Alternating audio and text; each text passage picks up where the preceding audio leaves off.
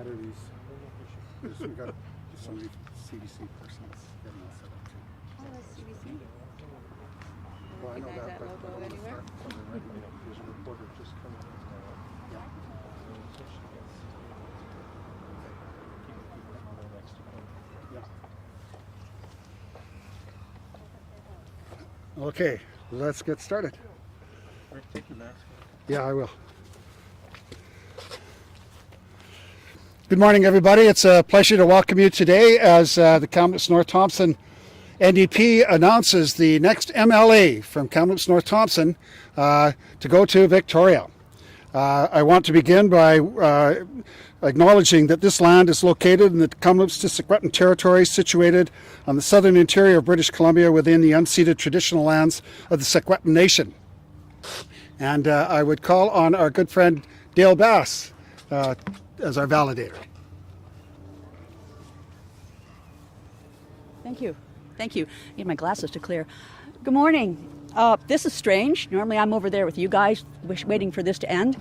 This is actually the first time in about 40 years that I've been able to support a candidate, and I'm thrilled that it's my friend Sadie Hunter from Council. I'm supposed to tell you why she'd be a good MLA, and that's not hard, but we don't have enough time for that. Let me tell you this. She is the hardest working councillor that we have. She's smart. She's analytical. But more than that, she gets it. She gets what the people of Kamloops-North Thompson live. She's been a single mom. She's lived in subsidized housing. She's worried about daycare. She's traveled for health care. She's a small business person. She has such a full life that I think her history will resonate with anyone within the riding. And I'm really proud of her for stepping up to this. I'm going to miss her when she leaves council, but she's going to move on to be an incredible representative for the riding. She's going to be someone who really, really cares about people, who really listens to people, who doesn't just collect facts and process them and move on. She's going to listen to their stories, and she's going to feel their stories, and she's going to work with government and work with the bureaucracy to make sure that everyone is cared for within the riding. My only regret is I can't vote for her because I'm in the other riding. So you should hear from her now, so I'd like to welcome Sadie up to the mic.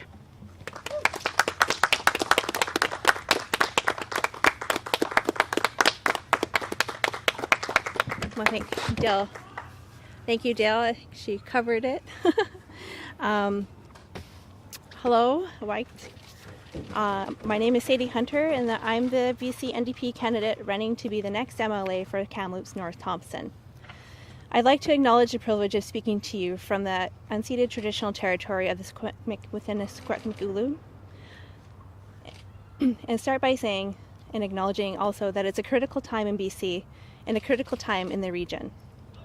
But if the pandemic has taught us one thing, is that government should be there to lift people up and fill in where they need help.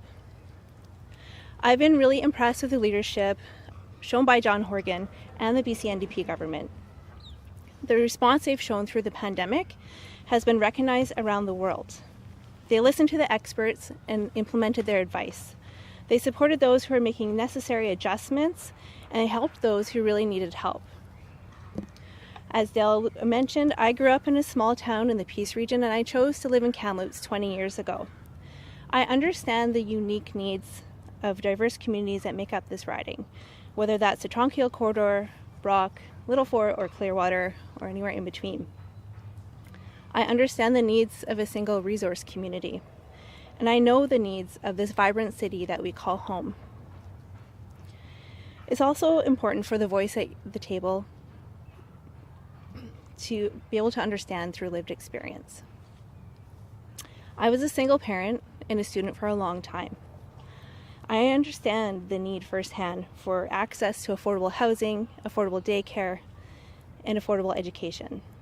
I depended on all of these to be able to lift my family up and provide new opportunities. I also understand the need for quality, accessible health care. As someone with a disability and a child with a chronic condition, I spent years navigating these systems and advocating for my own health and the health of my family. Since taking office in 2017, the BC NDP has been very good to this region. from investments in healthcare, like getting moving on the patient care tower at Royal Inland Hospital, to support for education and investing in affordability. This region has seen firsthand the benefits of a John Horgan government. Housing improvements like the Sparrow House on North Kamloops have brought millions of dollars to our community, employment, and given many people safe, warm, secure, and supported housing. Regionally, the NDP made sure the transfer of a public forest license from one company to another in the North Thompson was only done if it was in the public interest. In the past, those 10-year swaps were done with virtually no government oversight, despite the fact that that's a public asset that's being traded. We need to keep this momentum and to keep British Columbia moving forward. Much has been accomplished, but there's still more to do. So why me? Aside from my lived experience, my education also provides me with a clear and academic understanding of some of the biggest challenges that we face, including balancing our economy and addressing the current climate crisis and environmental protection. The entire focus of my post-secondary education was aimed at natural resource policy and climate change and looking at how we can innovate. Why now? Well, there are so many issues. Our communities, our families, our friends are reliant on the provincial government to solve. And I believe I'm the right leader to represent the Kamloops-North Thompson region from a place of understanding, knowledge, and compassion. I'm willing to dig in and do the work. Why the NDP? I believe the NDP, under John Horgan's leadership, is a party to get the job done. The positive, inclusive leadership shown has gone a long way to finding solutions and collaborating. I'm looking forward to connecting with people from every community in the riding, not just to introduce myself to them, but to hear their concerns, their needs, and what they expect from the next 4 years of a John Horgan government. Thank you, Kuksjam, and I'm happy to answer a few questions. Congrats on your candidacy, Sadie. Thank you. How long has this been in the works for? Not that long. Yeah, a week or two. Okay. Yeah. So I'm sure you probably had in your head for some time, though, that, you know, in the upcoming election that you would want to be the candidate for this riding. How long have you been maybe eyeing this yourself personally? Honestly, and I will be, personally, it wasn't on my radar. I have always stated that my interest is to provide support through my education and experience to the residents of Kamloops and to the area, and bring my best to the table. So until I was asked, it wasn't on my radar. It's not a trajectory that I had myself planned out for years in the making. It's just the opportunity arose, and especially with all of the challenges that we're facing with the pandemic and economic recovery, I think it's really important to have somebody at the table who understands. And so I put my name forward to be that individual. Right. I guess with that in mind, you obviously have a couple of years as a councillor now. How does that prepare you, besides your lived experience, for being the candidate for this upcoming election season? I think what it comes down to at the end of the day, no matter where you are, is listening and relationships and being able to understand and take those needs and those concerns forward and find solutions that work for everyone. Sadie, why did you over here? Sorry. why did you choose to run when you still have 2 years left? In that contract with Citizens Kamloops for City Council. Yeah, and that's a fair question. And I believe no matter where I am, I'll be representing the citizens of Kamloops.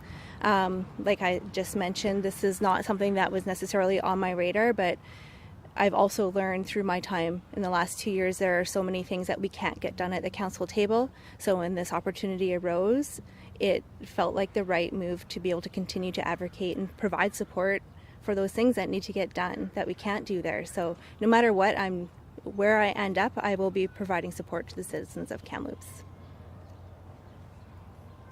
Brendan. I was just going to ask something similar, but I guess to work off that, are you going to be stepping back from your role on City Council? Yeah, so the kind of process for that is to take a leave of absence if you're engaged in an election process. So I'll be taking a leave of absence until the election is concluded, however long that might take, and then depending on the outcome, we'll go from there. I guess when it comes to your obviously just last week you were elected director at large for Mhm. the UBCM.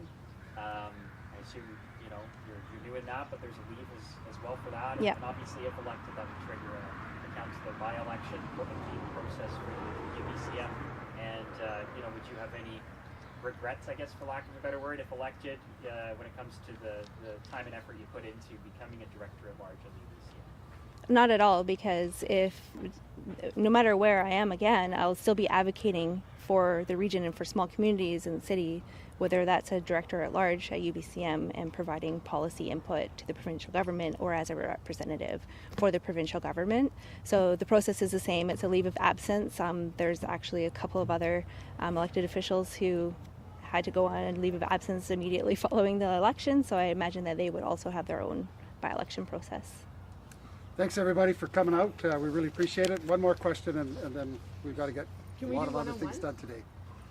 You're stepping into a pretty well-established Liberal stronghold, has been for a long time. What's it going to take, I guess, for the NDP to put this right? I think it comes down to listening and having conversations and just putting in the work. It's up to the individuals to choose what kind of leadership and government that they want for the next 4 years. No, this person has got one question in I was yet. wondering if we could do one-on-ones, so we sort of do more featuring. We've got a lot of paperwork to do. Sadie's, I think we I have shouldn't Friday. take more than about Friday, 4 minutes. Friday about 1 p.m. We have to have a ton of paperwork about that high. So I'm going to whisk Sadie away pretty quick here. Can I take like 4 minutes of her time after? I'll be tight and bright.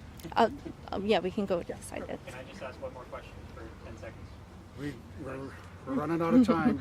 Sorry, appreciate that. Thanks. I guess just your thoughts. I'm sure your thoughts align with the Premier on this, but there's obviously been mixed feelings about the timing of this election and the pandemic. What's your thoughts on the timing of this election? I understand the concerns, honestly. I get it, but I think the benefits will outweigh. I don't think there's any risk, because what I see, and I think what anyone who follows politics will see, is partisan campaigning for the next year regardless, and the pandemic is going to be with us for a long time, and for me it's really important, especially at the municipal level, to have some stability and know what's going to be coming at us for the next 4 years. So having the election now will provide that, because there's some sense of surety. Great answer. Thank you. Sorry, this wasp's out to get me right now. I'll sneak you over. Thank you for that. Thanks, bet. guys. Thanks everybody for coming out. We really appreciate it. Thanks for doing this. You bet. I know our newsroom appreciated the multiple days notice. Oh.